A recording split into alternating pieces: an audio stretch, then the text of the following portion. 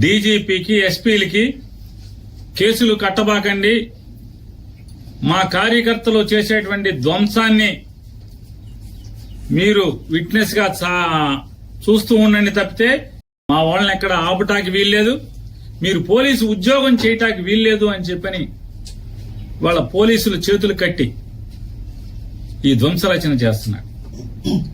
ఈ రాష్ట్రానికి గతంలో బీహార్ ఎట్లా ఉండేదో లేదా ఒక ఉత్తరప్రదేశ్ ఎట్లా ఉండేదో ఇవాళ ఆంధ్రప్రదేశ్ రాష్ట్రాన్ని కూడా ఒక హింసా రాష్ట్రంగా, హింసా రాజ్యంగా ఆయన తయారు చేస్తున్నటువంటి తండ్రి కొడుకు ఇద్దరు కలిసి చేస్తున్నటువంటి పరిస్థితులు వాళ్ళు ఎంత అంటే పోలీసులు అంటే కాపాడవలసినటువంటి అరాచక శక్తుల్ని, రౌడీ మోకల్ని, రౌడీల్ని అరికట్టాల్సినటువంటి పోలీసులు కనీసం దారుణంగా గ్రామాల్లో, పట్టణాల్లో మర్డర్ కేసు ముద్దాయిలు, రౌడీ షీటర్స్ అందరూ కూడా స్థానిక సీఐల్ని, డిఎస్పీల్ని ఎలా ఉద్యోగం చేయాలని లేదా, ఉంటావరా నువ్వు ఎక్కడ అని మాట్లాడుతున్నా కూడా కనీసం అన్ని వీడియోలు ఉన్నాయి. ఇవన్నీ హైకోర్టుకి ఇవ్వబోతున్నాం. అన్ని వీడియోలు ఉన్నాయి. స్థానికంగా ఉన్నటువంటి సర్కిల్ ఇన్స్పెక్టర్ని, సబ్ ఇన్స్పెక్టర్ని, డిఎస్పీని అంటే జిల్లాలో వివిధ ప్రాంతాల్లో జరిగిన ఇన్సిడెంట్లు. ఏరా ఉద్యోగం చేయరా, విఆర్కి వెళ్తావారా, విఆర్కి పంపిస్తారా నిన్ను మాట్లాడితే కనీసం పోలీసులు ఆ రౌడీల్ని ఆపే ప్రయత్నం చేయటం కానీ, అమాయకులైనటువంటి అంటే ఒక ఉదాహరణకి బందర్లో తీసుకుందాం. గొడుగుపేటలో ఎంకుల్ గారు బంకెదురుగుండా సందులో యాదవ్ కుటుంబం తల్లి కొడుకు ఇద్దరే ఉంటారు. గేదకి పాలు పితికి బతుకుతారు, పాలు అమ్ముకునే యాదవులదే గొడుగుపేటలో కేసు లేదు. దీని మీదేమో కౌంటర్ కేసు, వీళ్ళ మీదేమో చిన్న కేసు. ఆ అమ్మాయిని పచ్చిగా మాట్లాడి పట్టుకోరా అని చాటు పట్టుకున్నా కూడా పోలీసులు అక్కడికి వచ్చి స్టేట్మెంట్, భార్య స్టేట్మెంట్ ఇస్తుంటే ఆ ఏఎస్ఐ ఉన్నాడు అక్కడ, తెల్ల జుట్టు, అది చెప్తున్నారు తెల్ల జుట్టు ఏఎస్ఐ అండి, ఎక్కడ ఏఎస్ఐ మాకు తెలియదు కానీ తెల్ల జుట్టు అతంది, నన్ను సంతకం పెట్టద్దు అంటాడు, మేము మొగుడు పెడతాడులే నువ్వు పెట్టబాగా అంటాడు.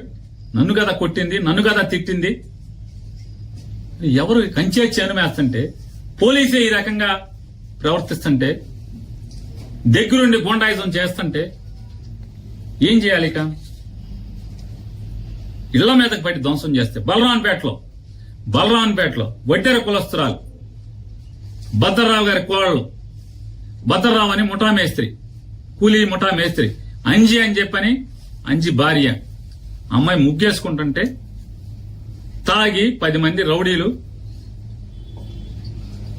ఆ అమ్మాయి కాళ్ళ మధ్యకి బాంబులేసి, అమ్మాయి ముగ్గేసుకుంటుంటే ఇంటి ముందు కాళ్ల మధ్యకి బాంబులేసి ఏమే నీ మొగుడున్నాడా అని చెప్పని దౌర్జన్యానికి వెళ్తే ఆ అమ్మాయి తిరిగి ఏమయ్యా బాంబులు నా మీద వేస్తావా, నువ్వు గెలిస్తే మీ ఊరేగు మా మీద దౌర్జన్యం చేస్తారా, నా మొగుడితో ఏం పని నీకు అని చెప్పని అడిగితే ఇంట్లోకి వెళ్ళి ధ్వంసం చేశారు. కేసు లేదు, తిరగబడ్డారు అప్పుడు వాళ్ళు. ఆ ఇంట్లో వెంటనే మొగుడు పరిగెత్తుకొచ్చి మొగుడు భార్య పిల్లలు కలిసి తిరగబడితే వాళ్ళ మీద 307 చూడండి పోలీసు.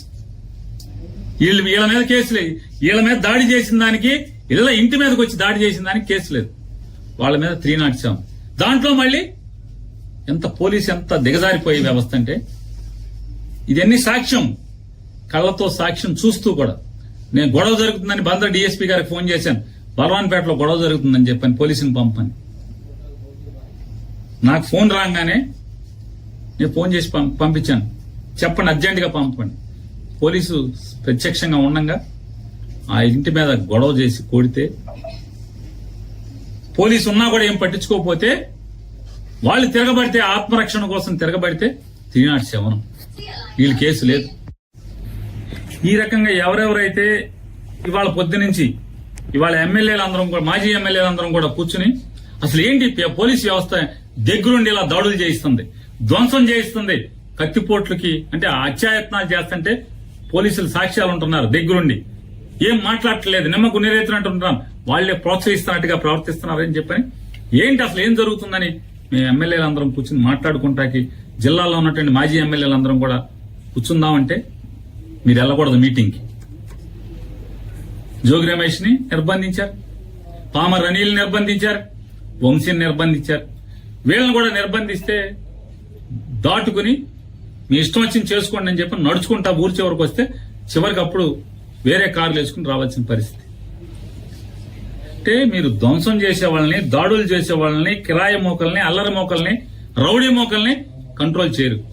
మీ ముందే మీ ప్రత్యక్షంగా మీరున్నంగా ఇళ్ల మీద పడి ధ్వంసం చేస్తుంటే, ఇళ్లలో ఆడమగాని కొడుతుంటే మాట్లాడరు, కేసులు కట్టరు. ఏం జరుగుతుందా మరి మనం ఏం చేద్దామని చెప్పని ఎస్పీని కలుద్దామా, ఏం చేద్దాం, గట్టిగా పోలీసుని మాట్లాడదామా, పోలీసుని అడుగుదాం. ఇక మీరు కాదు మేమేం చేయలేమండి, చంద్రబాబు మమ్మల్ని ఏమి చేయొద్దు అంటున్నాడు, మా చేతులు కట్టేశాడు, మేమేం చేయమంటే కనుక మా వాళ్ళన్నా మేమన్నా ఇక తిరగబడంటారా, ఏం చేస్తాం, కాపాడుకోండి మీ ప్రాణాలని చెప్పాల్సిన పరిస్థితి కదా మేము మాట్లాడుకుని. అదే ఎస్పీ గారిని అడుగుదాం అనుకుంటున్నాం. మేమందరం 7 కూడా మాజీ ఎమ్మెల్యేలు, ఇక్కడ పోటీ చేసిన 7 అభ్యర్థులు కానీ వైఎస్ఆర్ కాంగ్రెస్ పార్టీ కానీ ఎస్పీ గారిని కలుద్దాం అనుకున్నాం. కలిసి పోలీసు ఇదే రకంగా మీరు కొనసాగిస్తే ఖచ్చితంగా మేము ప్రాణ రక్షణ కోసం, ఆస్తుల రక్షణ కోసం తిరుగుబాటు చేయాల్సిన పరిస్థితి. పోలీసు ఇలాగే కనుక కొనసాగిస్తే, పోలీసులు ఇలాగే దౌర్జన్యకాండని మీరు ప్రోత్సహిస్తే ఏం చేయాలి మరి? చూస్తూ ఊరుకోలేం కదా. ఇళ్ల మీద పడితే ఏం చేస్తారు? మాన ప్రాణాల కన్నా విలువైంది ఏముంటది? ఆస్తులు పోతే పోనీ 2 ఏళ్ళో 7 చాకరీ చేసి సంపాదించుకుంటారు. టీవీ పాత్ర అయితే అప్పో సప్పో చేసో, లేదా అడుక్కున్నాం, లేదా కూలి పని చేసో సంపాదించుకుంటారు. కానీ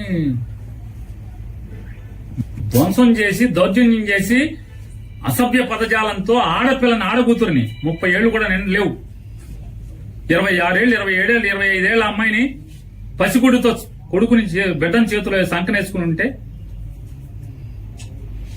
లక్షిస్తాను పొడుకో లంజా అని మదం ఎక్కి మాట్లాడారు నవీన్ గారిని రోడ్లెంబడి తిరుగుతుంటే ఆడు హాస్పిటల్కి చేరుస్తారు తీసుకెళ్లి పోలీసు.